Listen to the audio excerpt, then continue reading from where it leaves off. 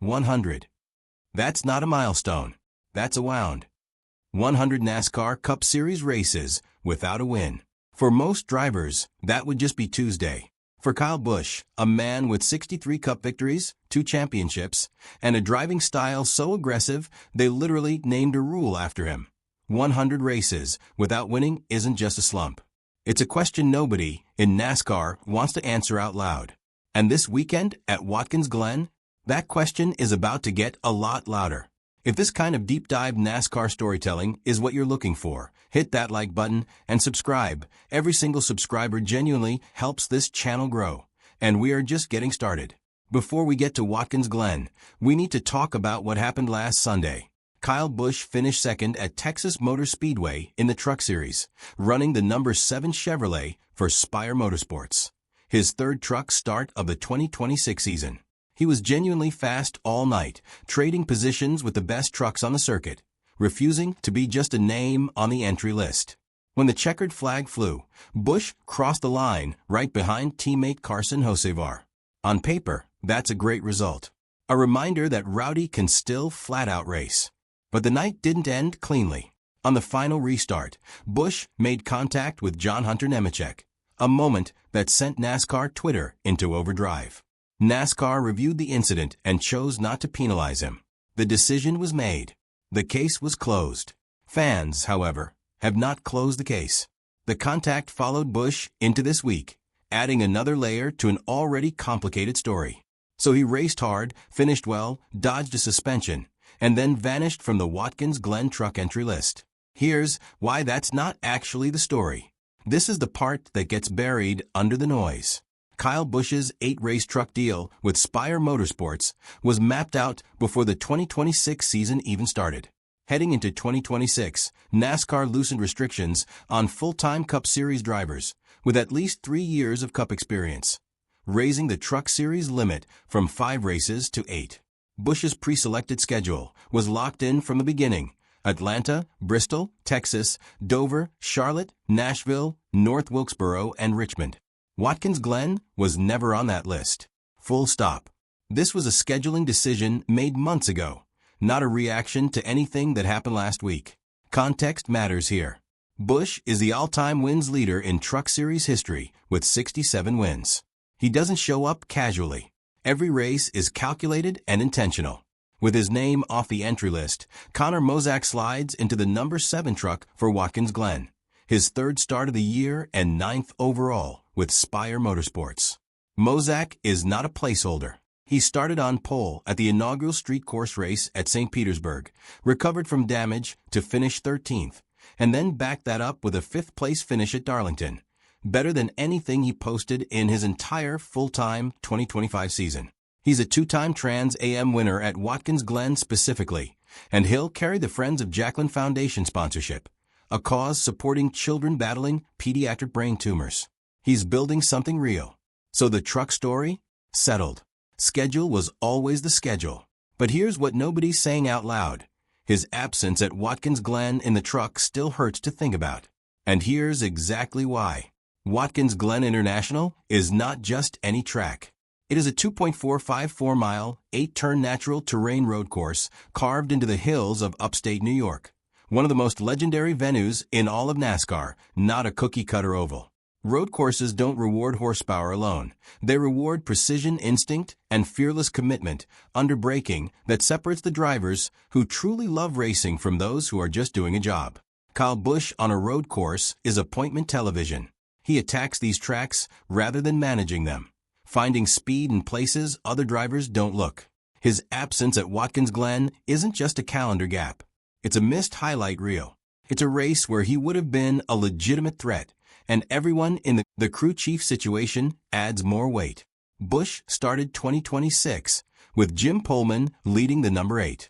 After just 10 races, Richard Childress Racing made the change, naming Andy Street as the new crew chief.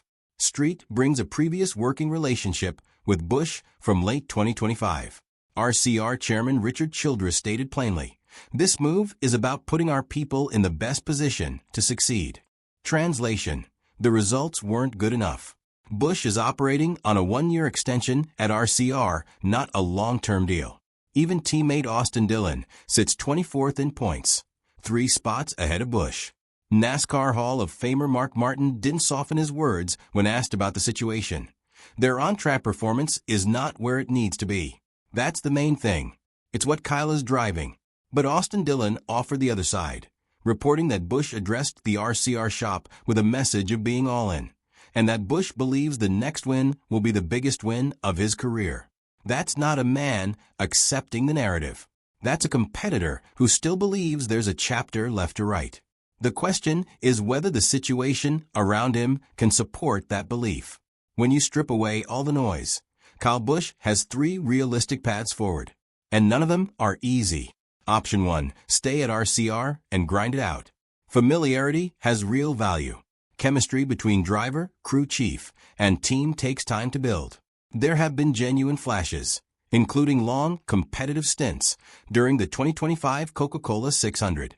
The new partnership with Andy Street is still brand new, potentially unfair to judge yet. But the honest question remains, is RCR genuinely adapting to the next-gen era, or are they slowly shifting resources away from the number 8? The last win came at Gateway in 2023. That's a long time to wait for a flash to become a flame. Option 2, leave and start fresh somewhere new. There has been real conversation in the NASCAR community about Busch potentially moving to Spire Motorsports, a team he already knows through the truck program. A return to a Toyota setup has also been discussed. But the honest assessment of that path is clear. It is a significant gamble for a 40-year-old driver. New team means new systems, new relationships, new everything, with zero guarantee of better results. Option 3, walk away. On paper, he doesn't need anything else. 2 championships, 63 Cup wins, 67 truck wins, the all-time record, 102 Xfinity wins. He shaped NASCAR rules. The expanded truck participation allowance exists partly because of drivers like him. His Hall of Fame case was airtight years ago. But elite competitors don't process their legacy the way analysts do. The question isn't whether his legacy is safe. The question is whether he can live with stopping now. And based on everything he's said and done in 2026, he's not done. Which brings us back to Sunday afternoon. Watkins Glen, the Cup race, the one that actually matters this weekend. Kyle Busch has always divided people. That's part of what makes him one of the most compelling figures this sport has ever produced. His critics argue that skipping Watkins Glen in the truck feels calculated, like he didn't want the optics of potentially losing. The Texas contact with Nemechek still sits unresolved in their minds. His departure from Joe Gibbs Racing still carries real emotional weight for a significant portion of the fan base.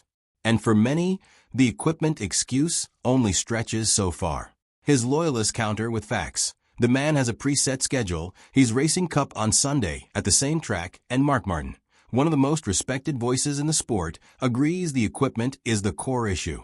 On Reddit's r/NASCAR, posts asking whether there's any hope for Kyle Busch have generated hundreds of responses. Fans are openly questioning the equipment, the driver, and the future.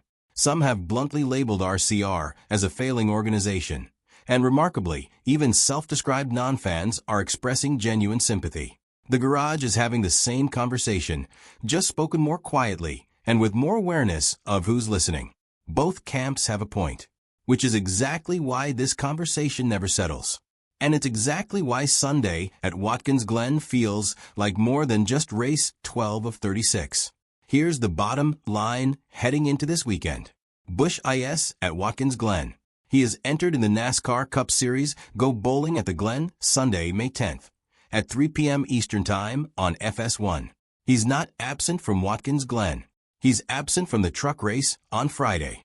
Those are 2 completely different things, and the conflation has driven a lot of unnecessary takes this week. Watkins Glen should by every measure of his career suit his driving style. A road course that rewards exactly the instincts and aggression that made him great. But that's precisely what makes it a pressure cooker. Spire Motorsports brings credibility to this venue. 13 Cup starts at Watkins Glen, including Carson Hocevar's third-place finish in 2024, the team's best result there. The organization knows this track. The infrastructure is there. Win or run at the front on Sunday, and the playoff picture shifts. The one-year RCR deal looks less like a bridge and more like a genuine investment. The 2026 season narrative changes completely. Struggle. And the questions don't just get louder, they get harder to answer. RCR starts having conversations nobody wants to have out loud.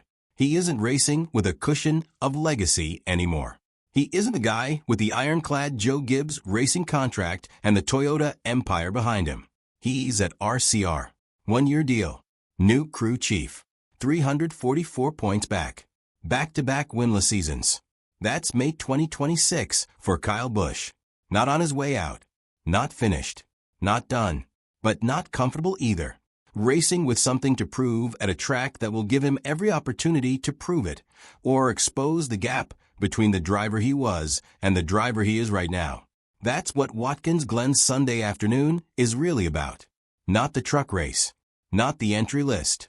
Not the argument about the Nemechek contact. It's about a 40-year-old two-time champion with 100 races of silence behind him, climbing into a race car at one of the most demanding tracks on the schedule, in front of a sport that's already started writing his eulogy.